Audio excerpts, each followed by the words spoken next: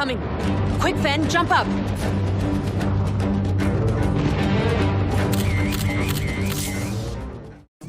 Well, hello everyone. Ogre27 Kane here today, and we're gonna do a review of Beyond Good and Evil 20th Anniversary Edition for the Nintendo Switch. Let's do a brief overview and figure out what this game is all about. So this is a remaster of an old GameCube PS2 Xbox title. I remember playing this game through way back in the day, and I truly loved it.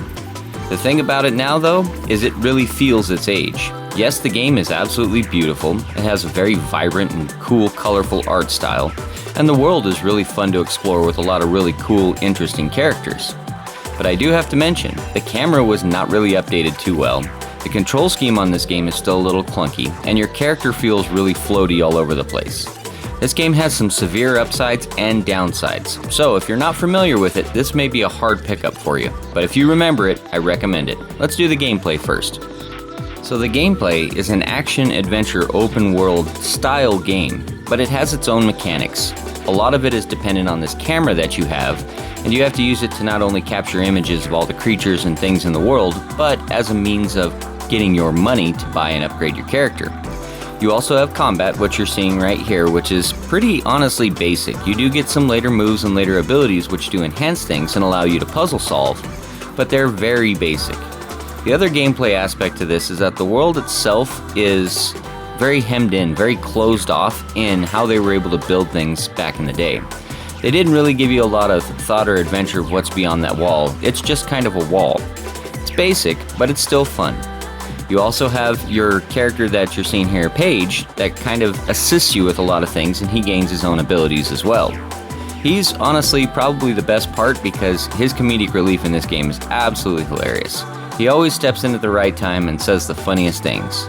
I do enjoy the characters to this in the world, but be aware the gameplay is definitely outdated. So let's do controls and audio.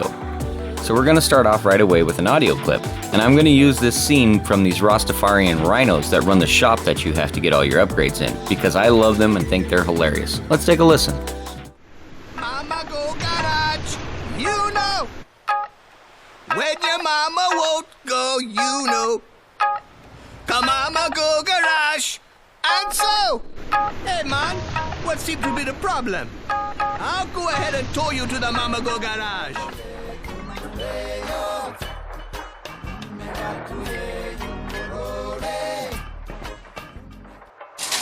Esau, got a Speedcraft motor here together. A Speedcraft motor. No problem. Those dudes are too much. The rest of the audio in this game is off the wall as well. There's a lot of funny character dialogue and some pretty interesting music. Now, the control scheme in this game downright sucks. I really hope that they would have upgraded and fixed a lot of it, but it's still very clunky, very slow, very floaty. Your camera doesn't do everything you need it to. It doesn't really get in the way because the game is simple enough that you can beat it without these problems, but it is something you have to be aware of. It does not have the snappiness of a new game, so let's hit story. So the game starts off following the character Jade. She lives on this planet which gets attacked randomly by these aliens. There's a third group which is supposed to be protecting everyone from the aliens, but they're more of a commercial conglomerate that just seeks to make whatever money they can off of it. The whole point of this story is figuring out who the bad guy is, who the good guy is, what you're actually doing, and joining a resistance to stop them. The game does have some nice twists and turns, and it does kind of allude itself to one group being bad over the other, until later on when you actually figure out what's up. Most of the game is about essentially just being an investigative journalist who's trying to piece it all together, solve puzzles, do dungeons, and everything else. So let's hit graphics and animations now.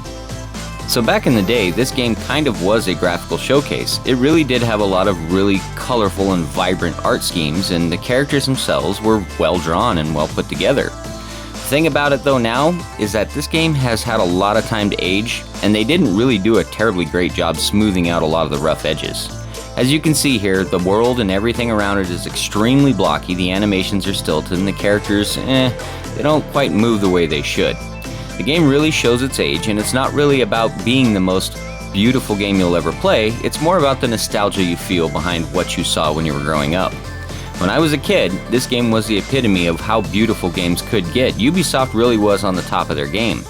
But now you see it, and it's kind of honestly a lazy port. I'm really disappointed that they didn't spend more time into just doing some basic texture upgrading. Yes, they did up the resolution, and yes, they did fix a lot of things, but the frame rate is pretty bad, the performance in this game is not very good, and I highly recommend watching videos first. Let's do the combat now. So to be fair, the combat in this game is not very good. You will not want to play this game for it. It does have its certain elements to it and uses, and they do use it a lot in puzzle solving and beating bosses and whatnot. But it's very, very basic. It's hitting the same button, finding the right combo, and finding the trick to beat the enemy. It is really not the shining point of this game and is not one of the funnest parts of it. I truly believe they could have done a lot more with the combat in this game because the world itself kind of opens itself up and it has the potential to be something great. But at the end of the day, I feel like combat was an afterthought and just thrown in there to get you through the adventure. It's highly disappointing, but at the same time, I see why they did it and it serves its purpose. It's very basic. If you enjoy that kind of simplicity in your combat and you're really just looking to explore and look at things, then it shouldn't bother you at all. But if you're expecting something else, you're not going to get it. This game is simple. I do enjoy it though, and I do have to mention that the combat does do its job well, but it's very, very So let's do conclusion. So in conclusion, this game is for people like me. It's purely for nostalgia. It's purely to remember the good old days of back then. But it's not really something I'd recommend to a new gamer. It has really rough controls, doesn't look the best, and it's truly not really a great value for the physical copy, unless you're like me, a collector who wants it for that reason. Outside of that, I'd recommend maybe downloading it and trying it out, watching some videos. So thank you for watching today's video. It was a blast to make. I upload every single Monday. If you enjoyed this, please like and subscribe. And have a great rest of your day. This is Ogre27 Kane, signing out.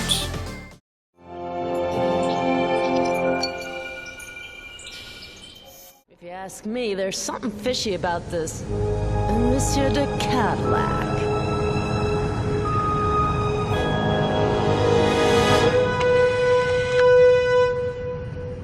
Congratulations, Miss Jade. You have... Hold it. I got a bone to pick with your boss.